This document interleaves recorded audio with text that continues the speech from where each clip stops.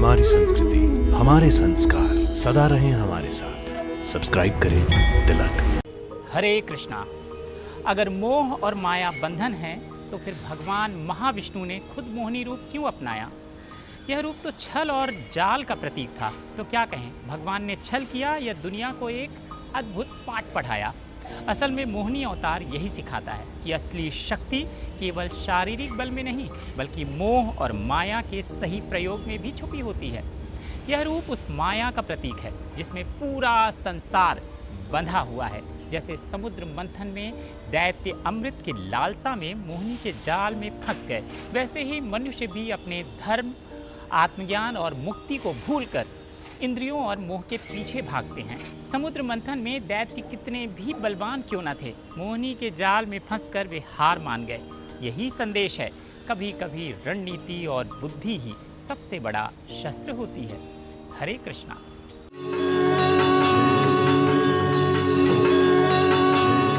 देवी महालक्ष्मी और भगवान विष्णु का शुभ विवाह होने के पश्चात देवता और असुर समुद्र में बच रही अन्य संपदाओं को निकालने के लिए फिर समुद्र मंथन में जुट गए।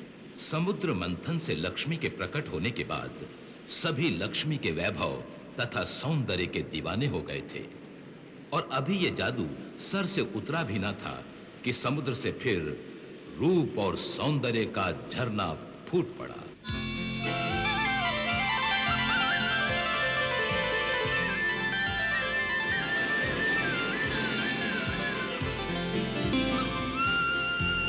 लगता है अब हम सबके भाग्य चमक उठेंगे। इतनी सारी अप्सराएं।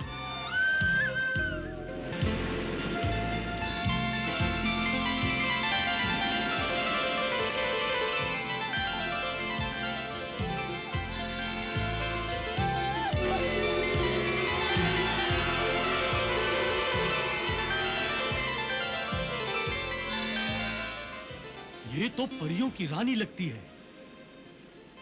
ऐसा मदमाता सौंदर्य, ऐसी मदमाती चाल, जैसे मोरनी को मदिरा पिलाई गई हो। ये मदमस्त सुंदरी तो केवल वारुणी देवी ही हो सकती है सुराज।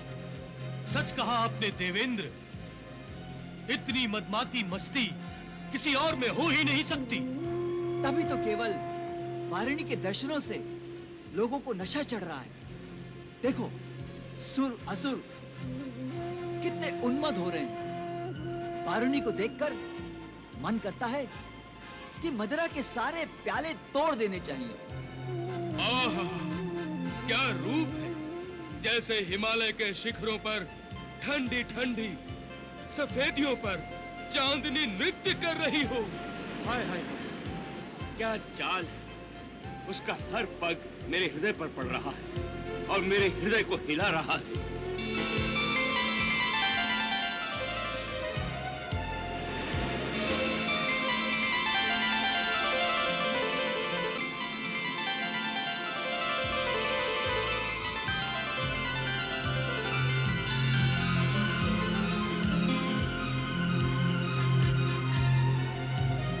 दिव्य तेज से सुसज्जित देवता, आप कौन हैं?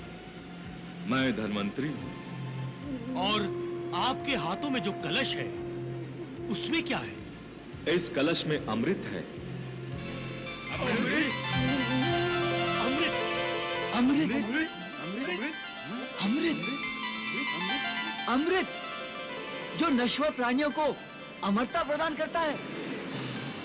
तो अमरता पर केवल हमारा अधिकार होना चाहिए, केवल हमारा अधिकार होना चाहिए। हाँ, जब अमृत पर हमारा अधिकार है तो इसके बंटने की प्रतीक्षा क्यों? हम अपना अधिकार खुद बढ़कर छीन लेंगे। चलो।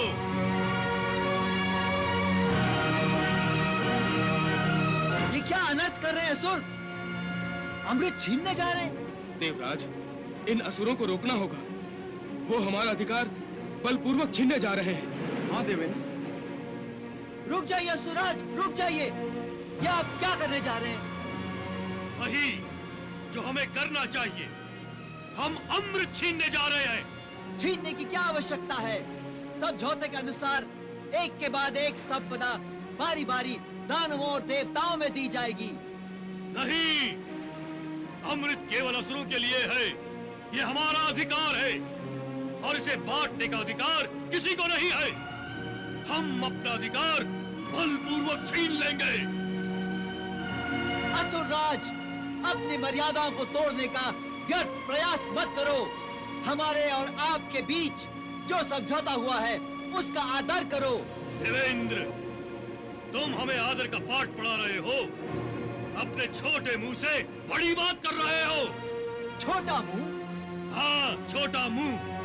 छोटों का मुंह भी छोटा ही होता है और देवता असुरों से छोटे ही है। युद्ध भूमि पर इसका निर्णय हमारी तलवार ने बार बार किया है। हमने देवताओं को पछाड़कर यह प्रमाणित किया है कि हम शक्ति, बल और युद्ध विद्या में देवताओं से आगे हैं। हमारी ही शक्ति से समुद्र मंथन संभव हुआ है।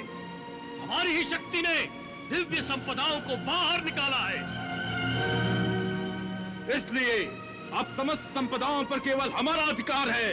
हाँ, हम यदि चाहें तो देवताओं को इन संपदाओं में से कुछ दान दे दें। यदि ना चाहे तो फूटी कौड़ी भी ना दे, समझे? ये तो अन्याय है। अन्याय केवल कमजोरों को सहना पड़ता है, इसलिए चुप रहो, सहो या फिर लड़ो। आप हमें चुनौती दे रहे हैं। यही समझो और हमारा रास्ता छोड़ दो, अन्यथा युद्ध यहीं से आरंभ होगा।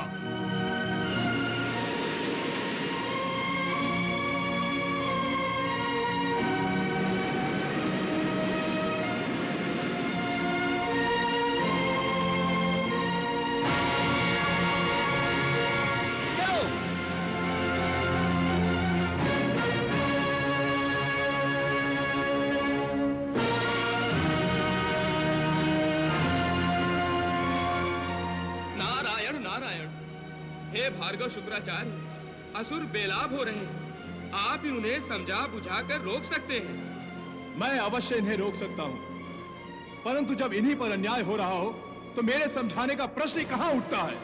भार्गव, ये आप क्या कह रहे हैं? आप भी असुरों की भांति नासमझी से काम ले रहे हैं? मैं समझदारी से काम ले रहा हूं देवगुरु। असुरों के उत्साह में मैं बाधा डालना नहीं चाहता। वो जो कर रहे हैं ठीक ही कर रहे हैं। असुरराज, हम सारी संपदा असुर रोक ले जाएंगे। रुक जाइए असुरराज, हम एक रत्न को भी असुरों के हाथ नहीं लगने देंगे। हाँ, हम हाथ नहीं लगाने देंगे।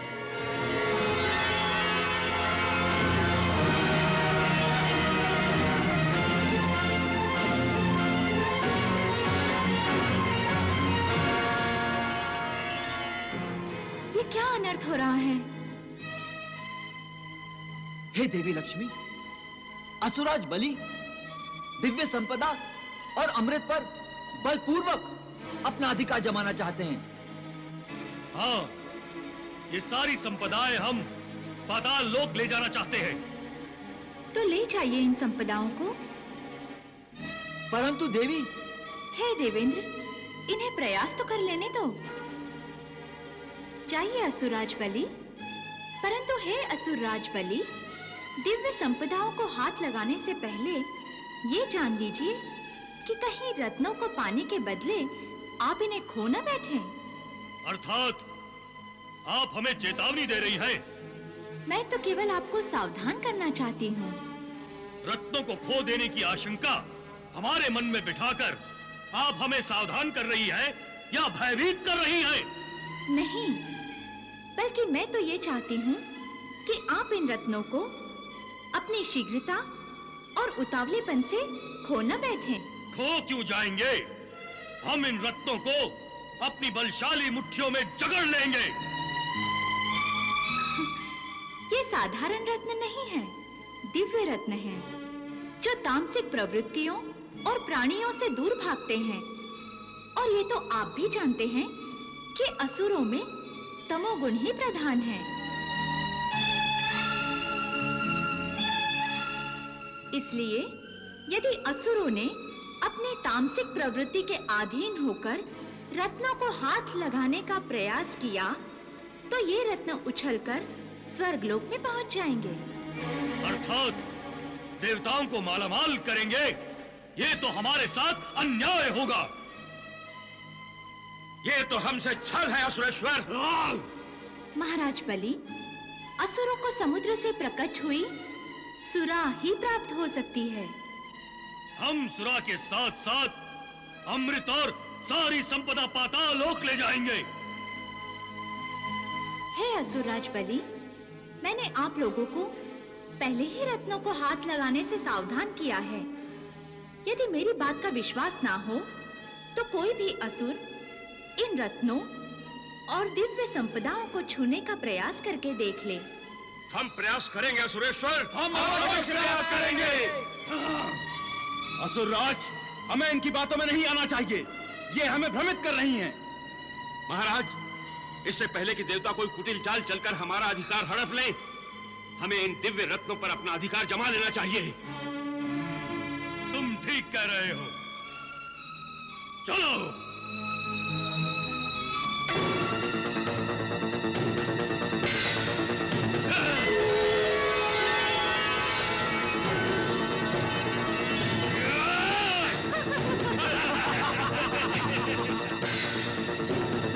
ये माया है, कुटिल माया है, छल है।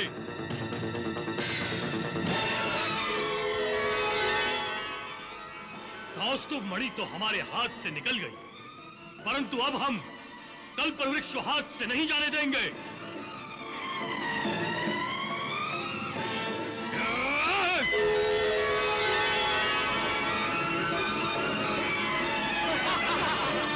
ये कल्पवृक्ष कहाँ गया? ये स्वर्गलोक में स्थापित हो गया है।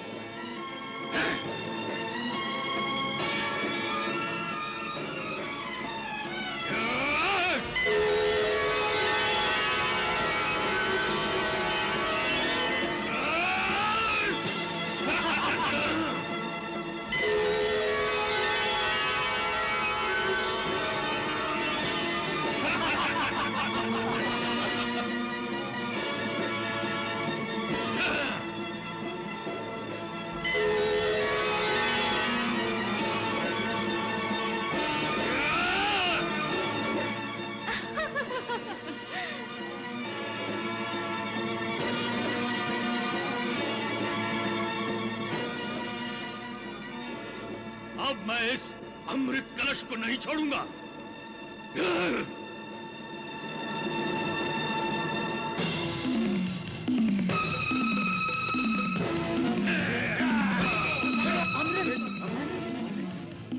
असुरराज!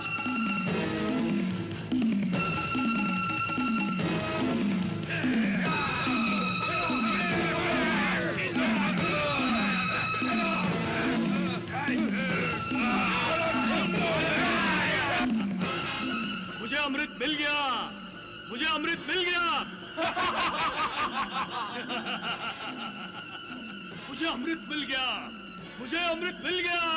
अमर हो जाएंगे। अब मैं अमर हो जाऊंगा। मुझे अमृत मिल गया।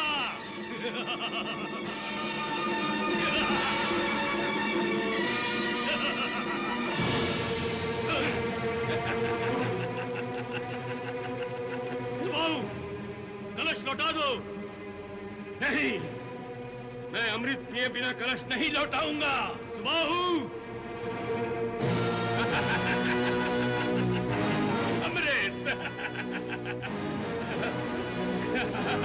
अमृत।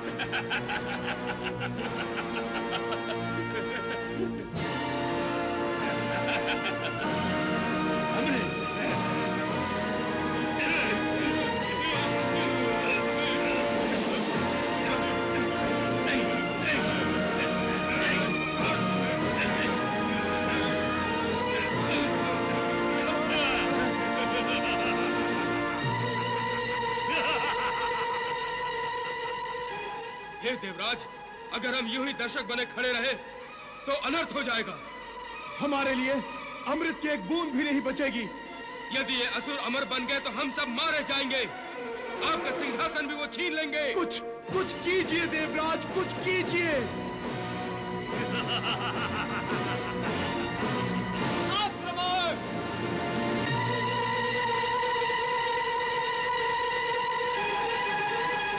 आक्रमण!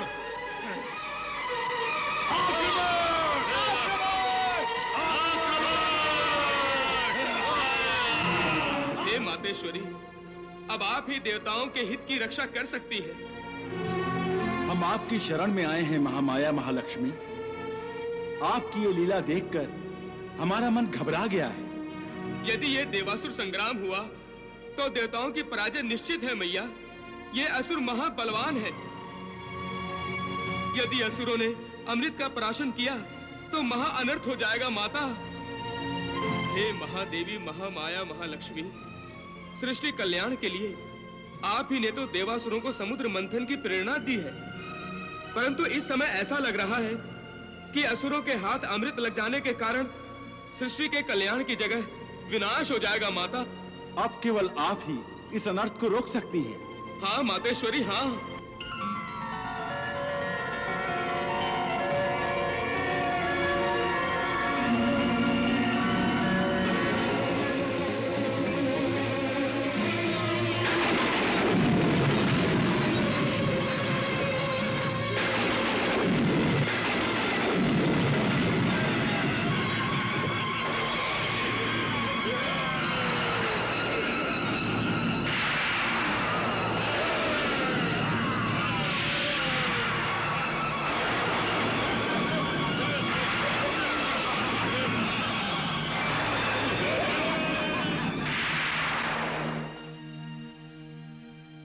क्या सोच रही हैं देवी? सृष्टि कल्याण के लिए समुद्र मंथन का प्रारंभ किया गया है, परंतु असुरों के हठधर्मी के कारण सृष्टि का विनाश सामने आ रहा है। देवगण और असुर दोनों आपस में लड़ पड़े हैं। अमृत असुरों के पास है और देवताओं में इतनी शक्ति नहीं कि असुरों से अमृत छीन सके। असुरी प्रवृत्तियों के स्वामी ये असुर यदि अमृत पीकर अमर हो गए तो संपूर्ण सृष्टि का संतुलन बिगड़ जाएगा। फिर आप क्या चाहती हैं देवी? मैं ये चाहती हूँ कि आप ही इस संहार को रोकें। जब कभी शक्ति काम नहीं आती है तो ऐसे में कभी कभी त्रिया चरित्र काम आ जाता है। त्रिया चरित्र? हाँ देवी, नारी का सौंदर्य, उसकी चालाकी समस्या का समाधान कर देते हैं। वो कैसे प्रभु? जरा विस्तार से समझाइए। देवी, यदि हमारे पास आप जैसी मोहिनी सूरत होती तो हम असुरों को ऐसा मोहित करते कि वो अमृत और अमरत्व का चक्र भूलकर हमारी मोहिनी सूरत पर मर मिटते और संसार में नरसंहार रुक जाता। लगता है भगवान संहार के इस भयानक खेल को हास्य रूप के द्वारा समाप्त करना चाहते हैं। हाँ देवी, अवश्य। लेकिन आपके जैसी मोहिनी सूरत लाएं कहां से?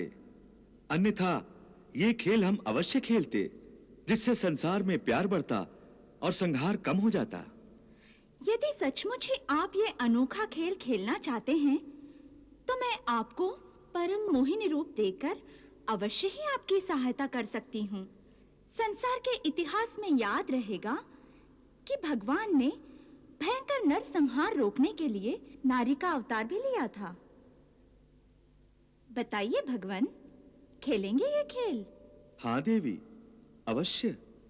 जिस खेल से संसार में प्यार ही प्यार बढ़े और संहार रुके, वो खेल हम अवश्य खेलेंगे। हाँ, अपने कृष्ण अवतार में तो आप प्रेम रस को संसार में फैलाने ही वाले हैं, इसलिए प्रेम का खेल आपको अच्छा लगेगा। परंतु इस समय प्रेम के इस खेल में आपको किसी पुरुष का नहीं, नारी का रूप धारण करना पड़ेगा। इसलिए बताइए, आप असुरों को अपने रूप सौंदर्य से मोहित करने के लिए क्या हाव भाव दिखाएंगे?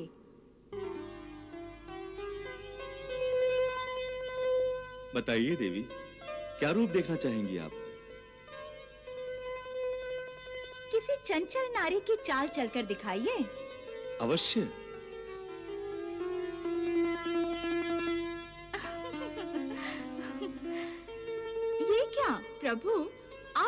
पुरुषों की चाल चलने लगे। यदि ऐसा ही व्यवहार असुरों के सामने किया तो नाटक तो हो चुका।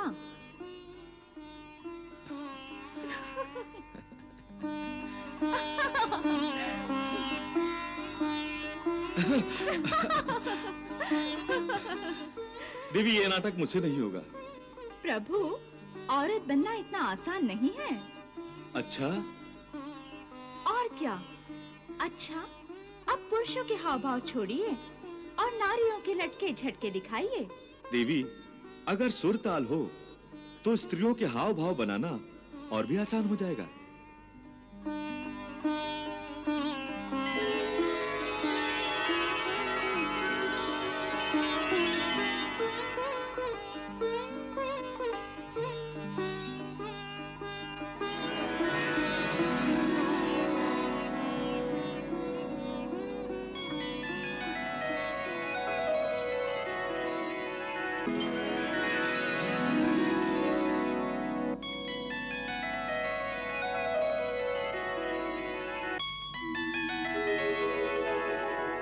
वाह प्रभु!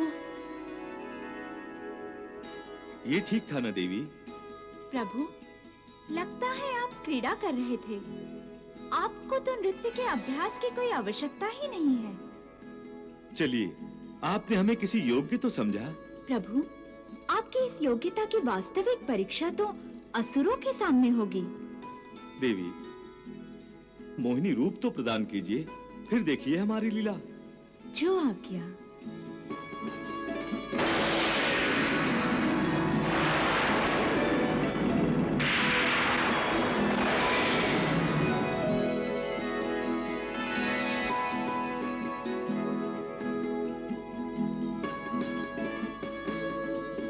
कहिए भगवान, कैसा लग रहा है नारी के रूप में? एकदम अटपटा सा लग रहा है। पता नहीं ये नारियां इतने आभूषणों का बोझ उठाए क्यों फिरती है। अच्छा, अब जाइए, देर हो रही है। ठीक है। हाँ, थोड़ा रुकिए तो। अपनी आवाज तो बदलिए। मोहिनी क्या भगवान विष्णु के कंठ से बोलेगी? वो तो मैं आपके सामने था, इसलिए। अच्छा, तो मैं चलता हूँ, अर्थात चलती हूँ।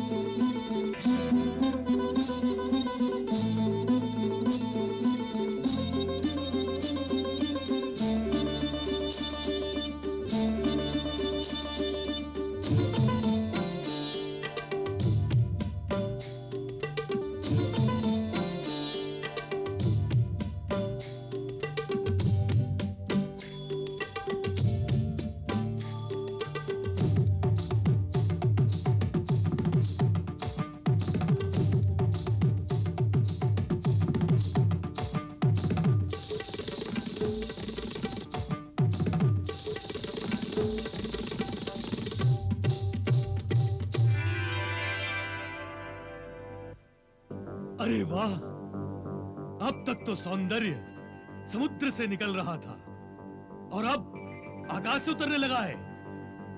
हे सुंदरी, तुम कौन हो?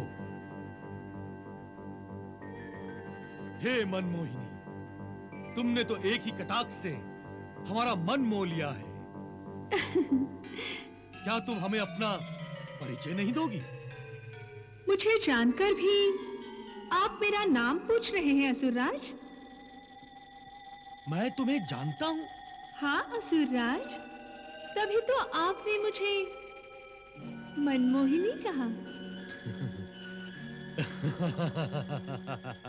हाँ, मैं मनमोहिनी हूँ। असुरेश्वर, उससे पूछिए तो, क्या वो हमारे साथ असुर लोग जाएगी?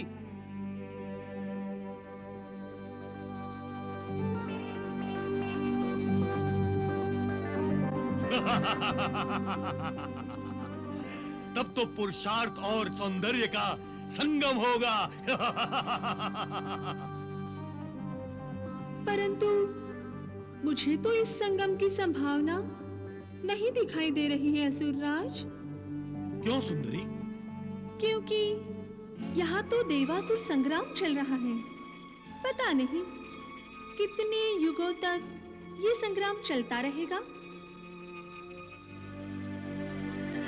फिर आपको मुझे असुरलोक ले जाने का अवसर ही कहाँ मिलेगा?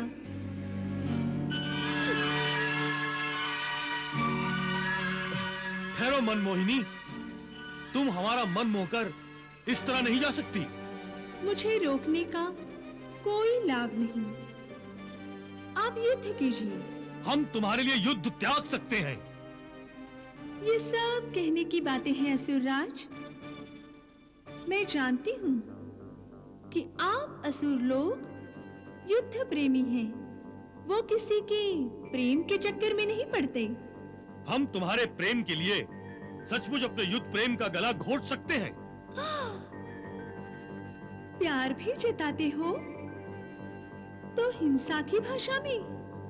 परंतु मैं जानती हूँ कि आप और आपके ये असुर मेरे लिए अपने युद्ध प्रेम को नहीं त्याग सकते। तुम्हें हम पर विश्वास क्यों नहीं होता सुंदरी? इसलिए कि आप सब के सब इस तुच्छ अमृत कलश के लिए एक दूसरे का रक्त बहाने पर तुले हैं। वो मेरा मोल क्या जाने।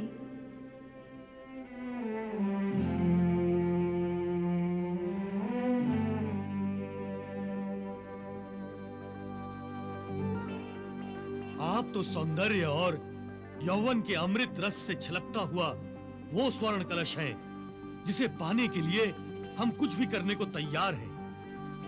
आपके सामने इस अमृत कलश का मोल ही क्या? यदि आप मुझ पर इतने मोहित हो गए हैं और मुझसे इतना प्यार करने लगे हैं, तो फिर इस घातक तलवार को अब तक अपनी बाहों में क्यों उठाए हुए हैं? तुम्हें यदि तलवार, शस्त्र और युद्ध से इतनी ही घृणा है तो मेरे साथ सभी असुर शस्त्र त्याग करते हैं।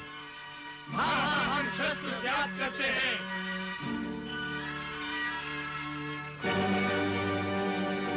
शस्त्र तो हमने फेंक दिए, अब और कोई आज्ञा? मेरी आज्ञा मानोगी? हर आज्ञा मानेंगे। आदेश देकर तो देखो।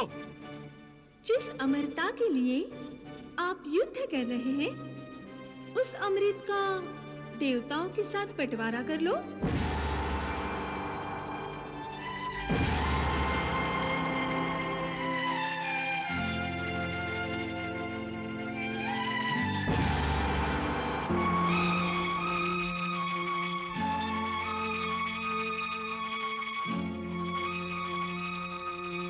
मैं जानती थी कि आपको मेरी इच्छा से अधिक ये अमृत प्यारा है। यदि आपको मुझसे अधिक ये अमृत प्यारा है तो लो इसे और मुझे जाने दो। नहीं नहीं, हम आपको इस तुच्छ अमृत के लिए खोना नहीं चाहते। यदि आप मुझे अपने साथ असुरलोक ले जाना चाहते हैं तो लाइए इस निगोड़े अमृत कलश को। मैं इसे अपने हाथों से देवता और असुरों में बांट दूं, ताकि झगड़े की जड़ ही शेष न रहे। हे असुरराज, यदि अमृत रस इस मोहिनी के हाथों से पीने को मिल जाए तो अमृत रस का स्वाद सैकड़ों गुना मधुर हो जाएगा। वाह, क्या सुंदर सुझाव है। हे मनमोहिनी, इस तुच्छ अमृत को अपने हाथों से पिलाकर इसका सम्मान बढ़ा दो। और सबको रसमग्न कर दो।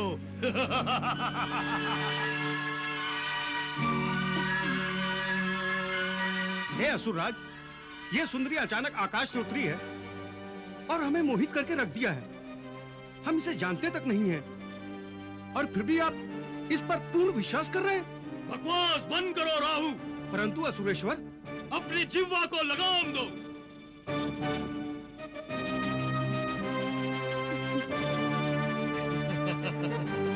हे मनमोहिनी, अब कोई विवाद नहीं रहा। अब तो अमृत पिला दो हम सबको। यदि मुझसे कोई भूल चूक हो जाए तो मुझे क्षमा कर दीजिएगा असुरराज। अब यदि तुम हमारे प्राण भी ले लो तो हम तुम्हें कुछ भी नहीं कहेंगे। अर्थात आपने मुझे अभयदान प्रदान किया? हाँ, निसंदेह। तुम्हारे प्राण तो अब हमें अपने प्राणों से भी प्रिय हैं। मेरे हाथों किसी को कम या अधिक अमृत मिला तो? हम कुछ नहीं कहेंगे। तो फिर मैं आरंभ करती हूँ। तैयार हो जाइए।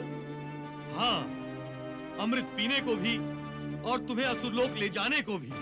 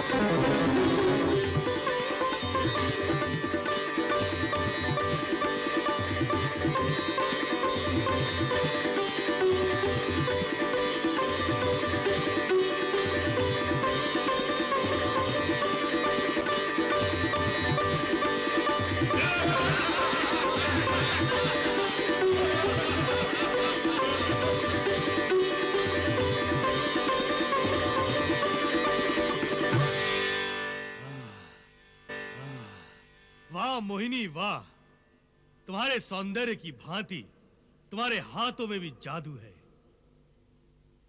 सौंदर्य का नशा तो तुम्हें देखते ही चढ़ गया था और अब अमृत का नशा पीते ही हो गया है। अमृत का नशा चढ़ गया? हाँ मोहिनी, हमारी तो आंखें और चित्त सब रसमग्न हो गए हैं। ऐसा नशा ना पहले कभी देखा था और न कभी चखा था।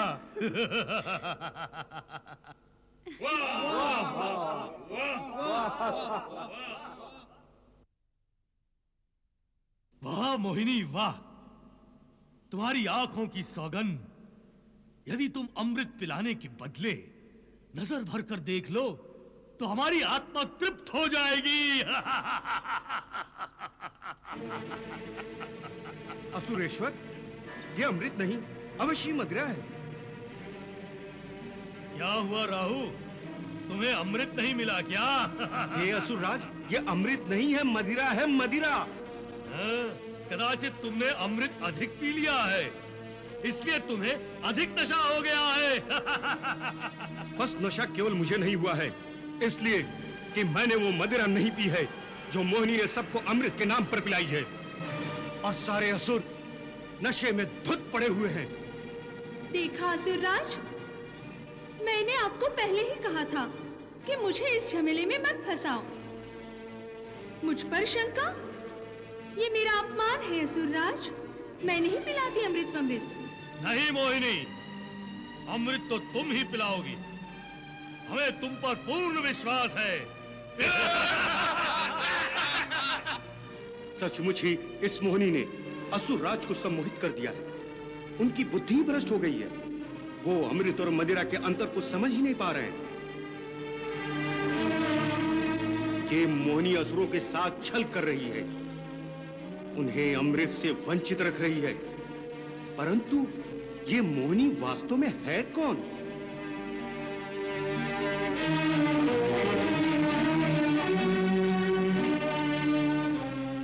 यदि मैंने अपनी माता की, अपने गुरुओं की सेवा संपूर्ण समर्पण की भावना से की है, उनकी हर आज्ञा का पालन किया है, यदि मैंने भगवान शिव शंकर की भक्ति निस्वार्थ भाव से की है, तो मुझे मोहिनी के मूल रूप के दर्शन हैं।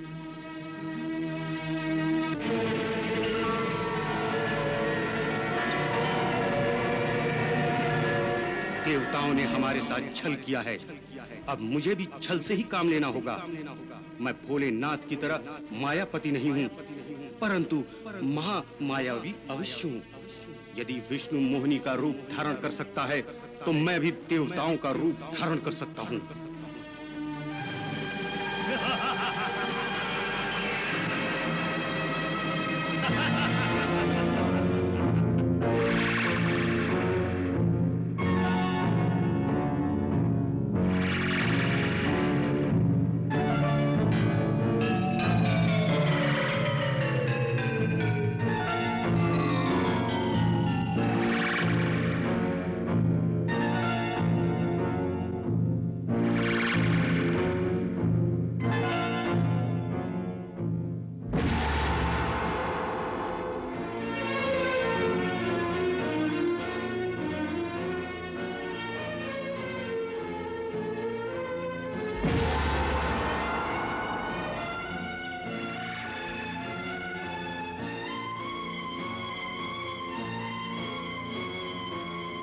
मोहिनी ठहरो, ये देवता नहीं असुर है, इसे अमृत मत पिलाओ।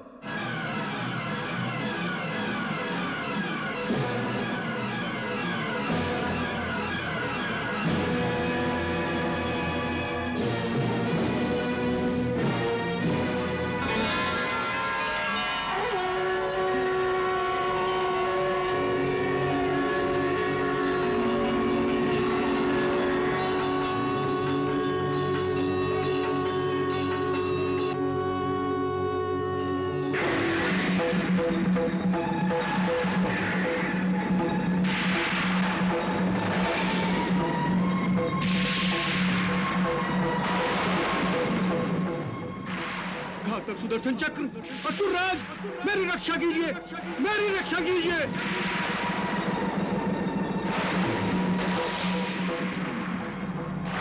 मेरा संदेह ठीक ही था असुरराज, आपने अमृत नहीं पिया, धोखा खाया है, धोखा। विष्णु के सुदर्शन चक्र के प्रहार से मुझे बचाइए असुरराज।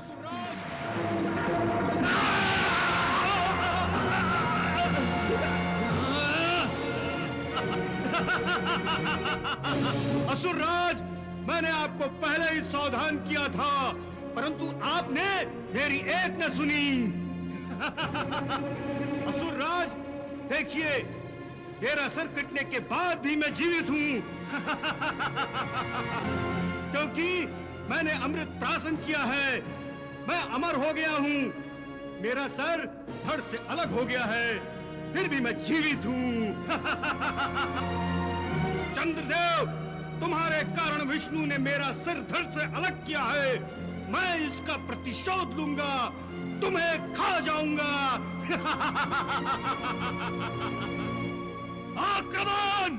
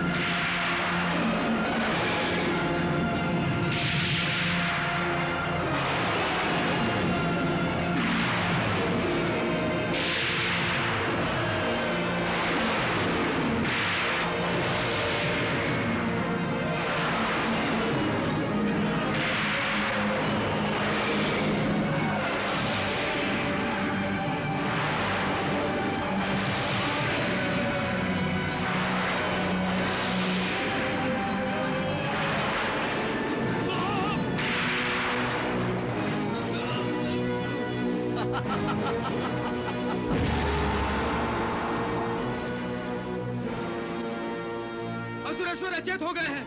चलो भाग चलो, अब युद्ध करने का कोई लाभ नहीं।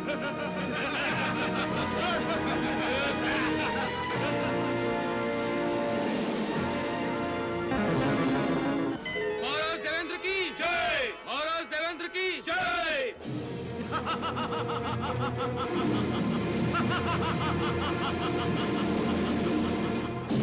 राहु, स्वर्ग के द्वार से हट जाओ। अवश्य, स्वर्ग का द्वारपाल बनने की मेरी कोई इच्छा नहीं है। मुझे केवल तुम्हारी आवश्यकता है। तुम अपने आप को समर्पित कर दो। नहीं, हम चंद्रदेव के साथ ही स्वर्गलोक में प्रवेश करेंगे। ये कदापि नहीं हो सकता। चंद्रदेव के साथ मैं तुम्हें स्वर्गलोक में प्रवेश करने नहीं दूंगा। तुम हमें धमकी दे रहे हो? नहीं, चेतावनी दे रहा हूं। मैं तुमसे आखिरी बार पूछ रहा हूँ, तुम स्वर्ग के द्वार से हटते हो या नहीं? मैं भी तुमसे आखिरी बार पूछ रहा हूँ कि तुम अपने आप को मेरे हवाले करते हो या नहीं। वायुदेव, इस उन्मत्त राहु के अस्तित्व को नष्ट कर दो।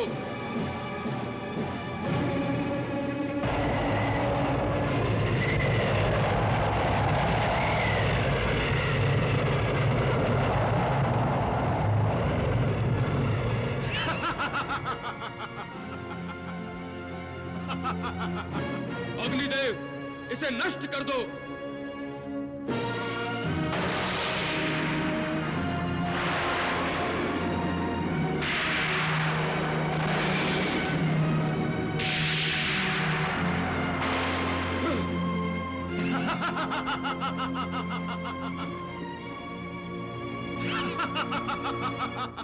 चंद्र, तुम्हें यह नहीं भूलना चाहिए कि भगवान विष्णु का सुदर्शन चक्र भी मेरा अस्तित्व नहीं मिटा सका।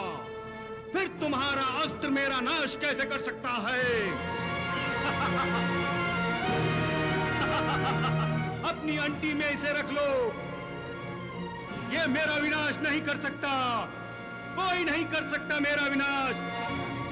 मेरा विनाश असंभव है, असंभव। मैं अमर हूं, अमर हूं मैं। मेरी तुमसे कोई शत्रुता नहीं है। मेरी शत्रुता केवल चंद्रदेव से है, जिसके कारण मेरा सर धड़ से अलग हो गया है। मुझे चंद्रदेव दे दो, बस।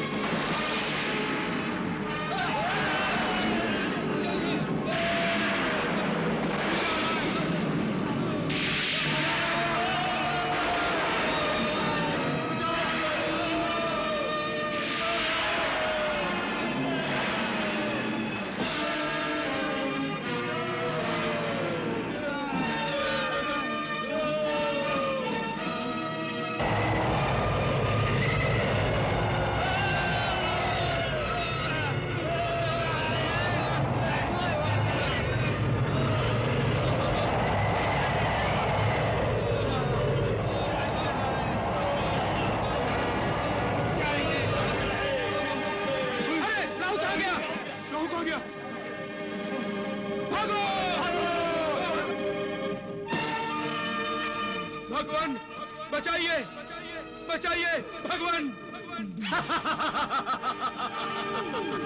बचाइए भगवान, बचाइए, मुझे बचाइए, बचाइए भगवान, बचाइए, बचाइए भगवान, बचाइए, बचाइए। अब मैं तुम्हें नहीं छोड़ूंगा, मैं तुम्हें खा जाऊंगा। बचाओ, मुझे बचाओ भगवान। मैं तुम्हें खा जाऊंगा चंद्रदेव, मैं तुम्हें नहीं छोड़ूंगा। मैं तुम्हें खा जाऊंगा।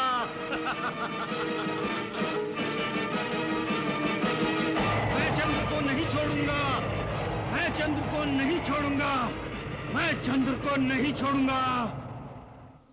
वाह, क्या बात है। आज सभी देवगण, यहां तक कि स्वयं भगवान शिवशंकर ने क्षीर सागर में पधार कर इसकी तो गरिमा ही बढ़ा दी है। सचमुच आज का दिन बड़ा ही भाग्यशाली है। भगवान, आज आपने पहली बार किसी नारी का अवतार धारण किया था। ऐसा तो युगों युगों में कभी नहीं हुआ।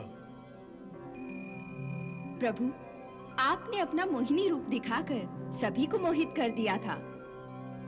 हे शेषशाही, हम तो समुद्र मंथन के समय असमंजस में पड़े थे, इसलिए पूर्ण श्रद्धा से आपके उस मनमोहन रूप के दर्शन नहीं कर सके। हे भगवान, हम आपके उस शीतल रूप के दर्शन फिर करना चाहते हैं। उसकी शीतलता और ठंडक से अपने अंतर की अग्नि को बुझाना चाहते हैं। भगवान, आपने तो मोहिनी का रूप असुरों को अमृत से वंचित रखने के लिए धारण किया था, परंतु देवगणों और हम सबों को उस अमृत से वंचित क्यों रखना चाहते हैं? हम सबको उस मोहिनी रूप के फिर दर्शन कराइए।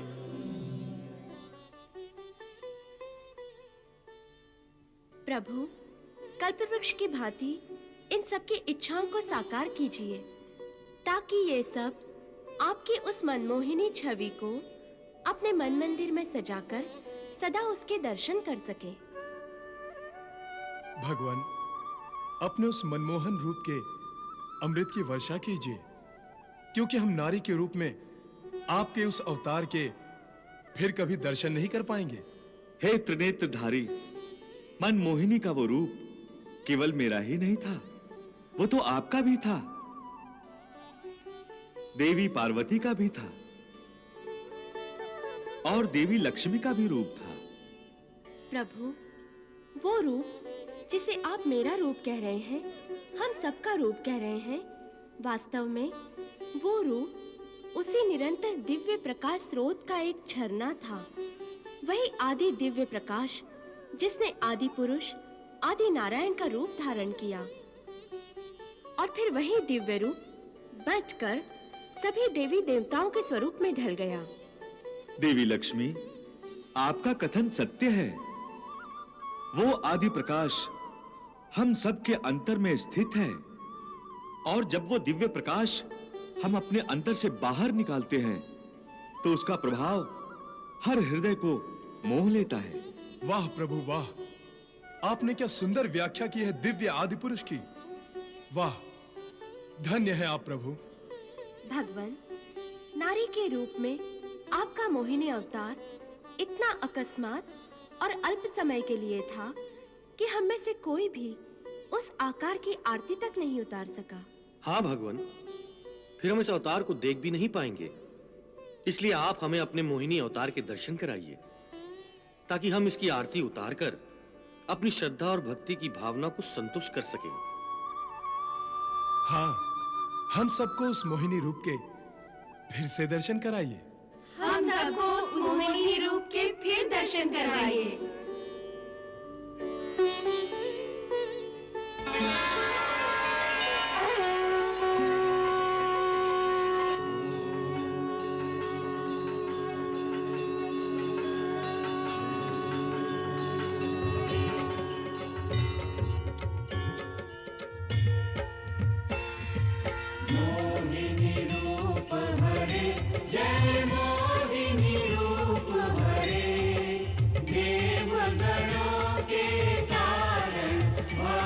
जनों के कारण मोहिनी रूप धरे। है।